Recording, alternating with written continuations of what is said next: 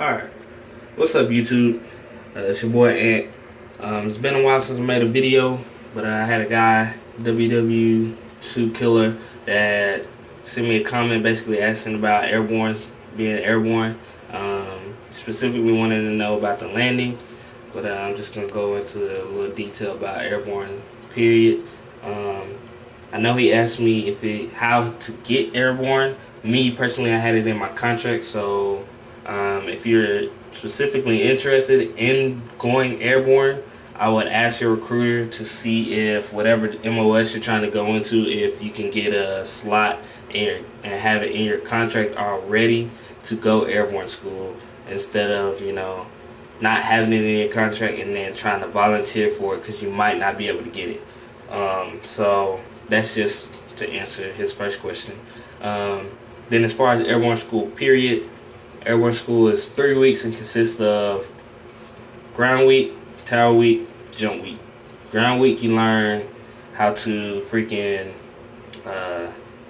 land. That's basically everything you're gonna learn is how to land. They want to teach you the proper way to land, the PLFs, and all that good stuff, so you don't end up hurting yourself while you're jumping out the plane. Because the landing is the most important part, because you could really seriously get hurt and end up breaking foot, leg, all that stuff. Because a lot of people think the parachutes you use are like the ones that you see in those movies and skydiving and stuff, where you get to run and land. Nah, you're hitting the freaking ground like a sack of potatoes. Shit hurts. So yeah, they teach you proper PLF. Week 2 is tower week. You jump, you do a 100-foot tower, 35-foot tower. I didn't do the 100-foot tower, so I couldn't tell you too much about it. But the 30-foot tower, 35-foot tower is basically, it's like a mock door. It's like a zip line basically, and you gotta do. You practice the proper exit, how you would jump out the plane, and then your counts. If you were in a T10, you got a 4 count, and then if you're in a T11 chute, you have a 6 count. So that's basically what that is. And then jump week. Oh, and also in tower week, they teach you how to slip, which is basically to turn in a parachute. You pull risers, and then it'll pull, your chute will turn that way. And then they teach you different type of landings that could happen. There's tree landing, water landing, and wire landing. They teach you how to get out of those if you were to get in that type of situation.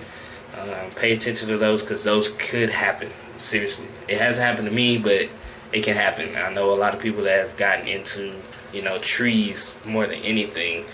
And then jump week, you have 5 jumps, 2 Hollywood jumps, which is basically all you have is your parachute.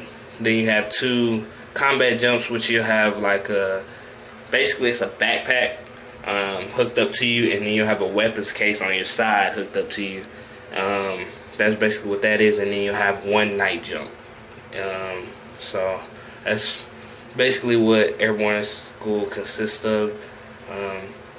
As far as to answer his initial question, the landing is the worst part of the jumps. It hurts. You might get lucky to where sometimes you'll have a good jump where you land actually kind of soft, but for the most part you're gonna hit the ground hard. That's why they teach you, how to land right, so you don't end up hurting yourself or anything like that. So that's pretty much it about Airborne, being Airborne. It's pretty cool. So if you're interested in it and you're thinking about joining the military, ask your recruiter about it to give you more information. The school is in Fort Benning, so that's where it is. I went to basic at Fort Benning, then I went to Fort Leonard Wood for AIT, then I went back to Fort Benning. So, if you want to do a little traveling, I guess, to see different bases, then shoot, go for it. But yeah, that's pretty much it. The gist of being Airborne. So I hope that answered your question.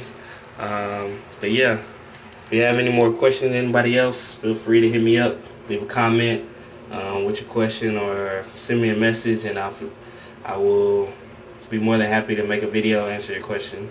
I know it's been a while. I'll try to get back into it.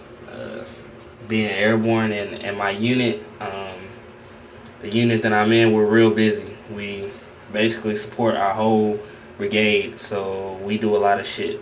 So I got crazy hours, so I apologize. I know it's been a while, but yeah, so that's what I've been up to. So I do better to make more videos.